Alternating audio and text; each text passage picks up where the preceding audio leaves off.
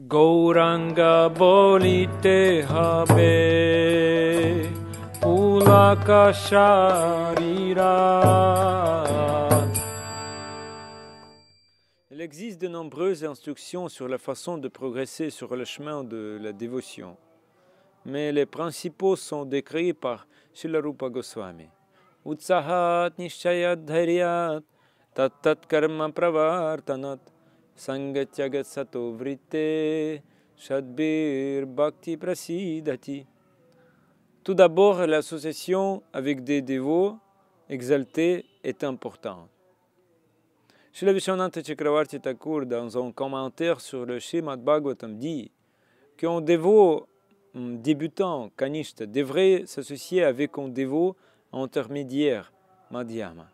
Madhyama devrait s'associer au dévot de plus haut niveau, uttama. Et l'uttama devrait rechercher la communion avec l'uttama. Il n'y a aucune prescription qu'un kanishta devrait associer à un kanishta. Lorsque les dévots novices s'associent étroitement les uns aux autres, des querelles et des conflits surviennent généralement, parce que l'âge de Kali est l'âge des querelles. Madhyama est un dévot qui a gagné en stabilité. Utsaha nishchayat dhairyat. Idéalement, on devrait accepter un maître spirituel au niveau d'Uttama Adhikari. Avec certains disciples, il se comportera comme un madhyama et avec d'autres comme un uttama. Mais parfois, ce sont des personnalités différentes. On dit aussi que si même un disciple d'uttama apparaît, on devrait dire Katha, Krishna Katha. Si même un disciple a perfectionné l'écoute, le sadhu parlera. Sripad Chaitanya Chandra Prabhu a rappelé comment il a servi chez le Gaura Govinda Swami lors d'une tournée de prédication en Amérique. Lui et un autre dévot cuisinaient ensemble dans la cuisine.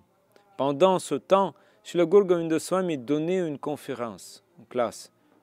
Le deuxième dévot dit « Je ne pense pas que Guru Maharaj soit très inspiré pour parler. Allons-y et aidons-le. » Ils sont venus et se sont assis pour écouter la conférence. Alors, le maître spirituel se mit à parler avec beaucoup d'enthousiasme. Il rugit comme un lion.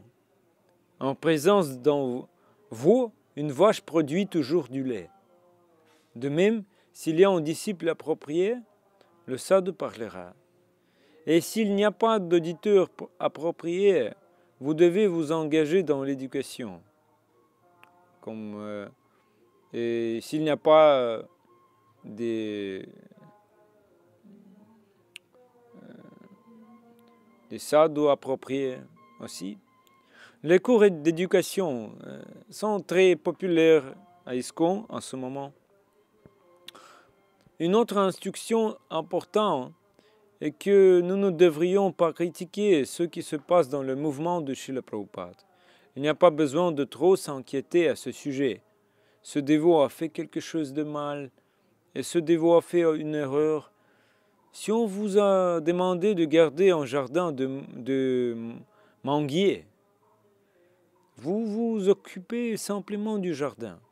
Quelqu'un vous demande combien coûte ce jardin, mais vous ne savez pas. Pourquoi êtes-vous inquiet à propos de ce que vous ne savez pas? Pourquoi faut-il stresser? Ce n'est pas votre travail. Krishna comprendra.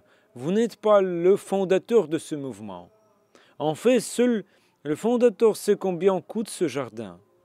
Seul Srila Prabhupada sait comment ISKCON se développe.